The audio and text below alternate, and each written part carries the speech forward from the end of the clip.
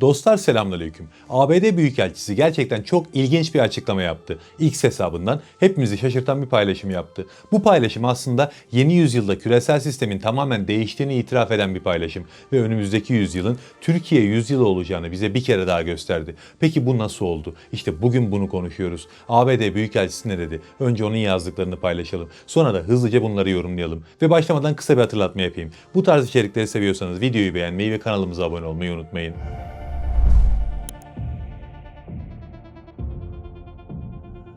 Öncelikle ABD Türkiye Büyükelçisi Tom Barak tam olarak ne dedi? Buna bakalım ve sonrasında açıklamayı yorumlayalım. Bu önemliydi çünkü ABD'nin Orta Doğu politikasında çok ciddi bir dönüşümü gösteriyor. Aslında genel olarak dünyada ciddi bir değişimin habercisi diyebiliriz bunun için. Bir asır önce Batı, dünyaya haritalar, manda yönetimleri, cetvelle çizilmiş sınırlar ve yabancı hakimiyetler dayattı. Sykes-Picot, Suriye'yi ve büyük bir bölgeyi barış için değil, emperyal amaçlar için böldü. Bu hata nesillere mal oldu. Bunu bir daha tekrarlamayacağız. Batı müdahalesi dönemi sona ermiştir. Gelecek, bölgesel çözümlerin, ortaklıkların ve saygıya dayalı bir diplomasinindir. Başkan Trump'ın 13 Mayıs'ta Riyad'da yaptığı konuşmada vurguladığı üzere Batılı müdahalecilerin Orta Doğu'ya giderek onların nasıl yaşayacağını ve kendi meselelerini nasıl yöneteceklerine dair ders verdiği günler geride kaldı. Suriye'deki trajedi bölünme yüzünden doğdu. Suriye'nin yeniden doğuşuysa saygınlık, birlik ve halka yatırım yapılmasıyla gerçekleşmelidir. Bu da hakikatle, hesap verebilirlikle ve bölgenin arkasından iş çevirerek değil,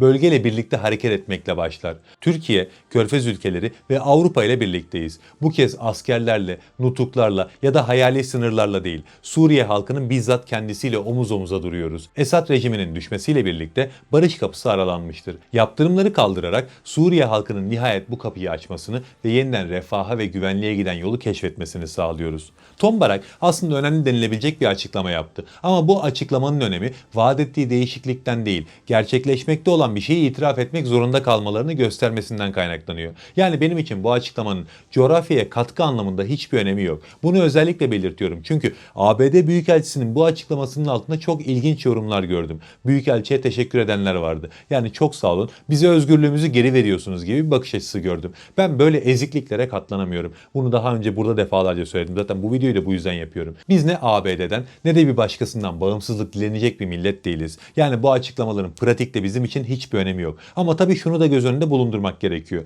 Bu açıklama yeni bir yüzyılın inşa edildiğini bize bir kere daha gösterdi. Aslında önemi oradan kaynaklanıyor. Ve burada ABD aslında bir şey vaat etmiyor. Zaten engellemesinin imkansız olduğu bir süreci sanki kendi tercihleriymiş gibi sunarak insanların gözünde sevimli görünmeye çalışıyorlar. Nasıl bir değişimden, dönüşümden bahsediyoruz şu anda? Büyükelçi önce bir günah çıkararak başlıyor. Yani 100 yıl önce biz buralarda ülkeleri dizayn ettik, cetvellerle haritalar çizdik ve bu yaptığımız bu bölgeleri sadece huzursuzluk getirdi. Nesiller böylece yok oldu ama artık bunu değiştireceğiz diyor. Dediği doğru mu? Evet doğru. O zaman yaptıkları şeyler, uyguladıkları politikalar bu bölgede nesillerin yok olmasına sebep oldu. Petrol peşinde bu coğrafyanın resmen içinden geçtiler. 100 yıl önce inşa edilen sistemde dünyada tek bir kutup vardı. O da ABD'nin başını çektiği Batı. Daha sonra buna Sovyetler falan karşı çıktı ama bu durum değişmedi. Dünyada bir Batı hakimiyeti oluştu. 100 yıl boyunca özellikle petrolün kaynağı olan Orta Doğu'nun içinden geçtiler. İnsanlara nefes aldırmadılar ve şimdi hesapta bu yaptıklarıyla yüzleşiyorlar ve günah çıkarıyorlar. Bizimkiler de ilginç şekilde burada samimiyetlerine inanmış ki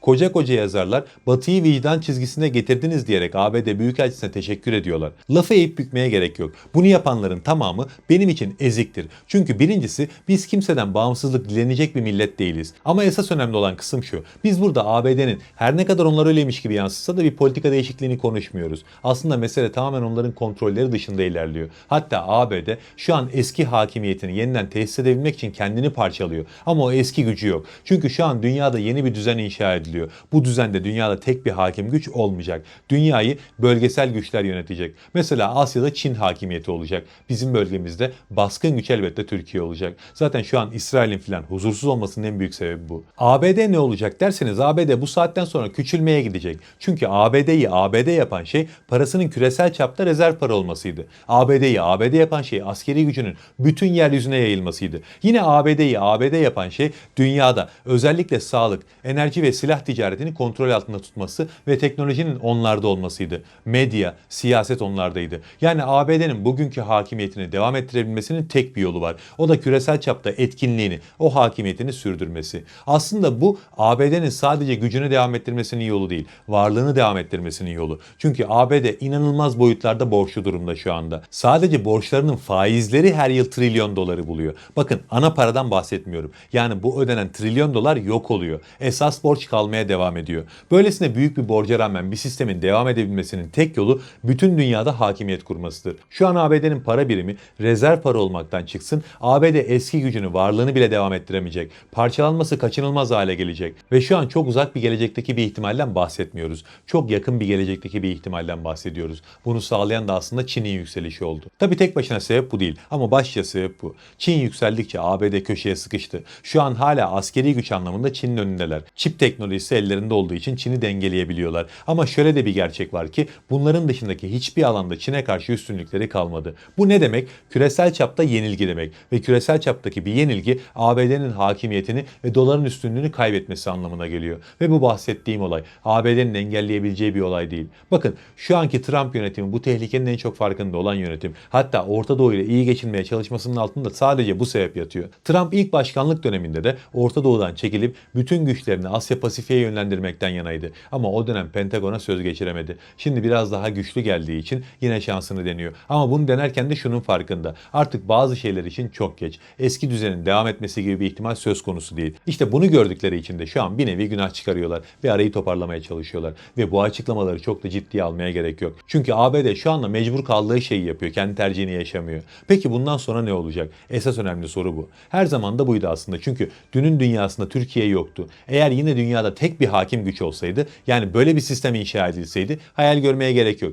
Yine bir yüzyıl daha kaybetmiş olacaktık. Ama şu an işler tam olarak istediğimiz gibi gidiyor. Çin ABD'yi köşeye sıkıştırdı ve bu şekilde gittikçe zayıflatıyor yıllardır. Bunu zaten konuşuyorduk ama genelde komplo teorisyeni muamelesi görüyorduk. Çünkü Türkiye'de birçok yazar ve fikir insanının zihni Batı'nın istediği şekilde kodlanmış durumda. İnsanlara genelde de onlar hitap ettiği için bizim insanımızın üzerindeki kompleksleri atması oldukça uzun sürdü. Ama ABD Büyükelçisi'nin yaptığı bu açıklama yıllardır konuşulanların ne kadar doğru olduğunu bize bir kere daha gösterdi. Şu an yeni bir dünya inşa ediliyor. Yeni bir yüzyıl kuruluyor ve bu yüzyıl Türkiye'nin bölgesel bir güce dönüştüğü, etki anlamında Osmanlı döneminde sahip olduğu güce kavuşacağı bir yüzyıl olacak. Evet, belki bu yüzyılda toprak genişleterek yapmayacağız bunu. İkili ilişkilerle, diplomasiyle ve güçlü kardeşlik bağlarıyla yapacağız. Aynı şu an Azerbaycan'da, Libya'da, Katar'da, Sudan'da ya da Somali'de yaptığımız gibi. Etki alanımız genişleyecek ve bu tek başına Türkiye'nin ve müttefiklerinin gücünün kat kat artması anlamına gelecek. Türkiye'nin gücünün artması da mazlum coğrafyanın nefes alması demek. Zaten bu da Osmanlı'daki şaşalı günlerimize yeniden kavuşmamız anlamına geliyor.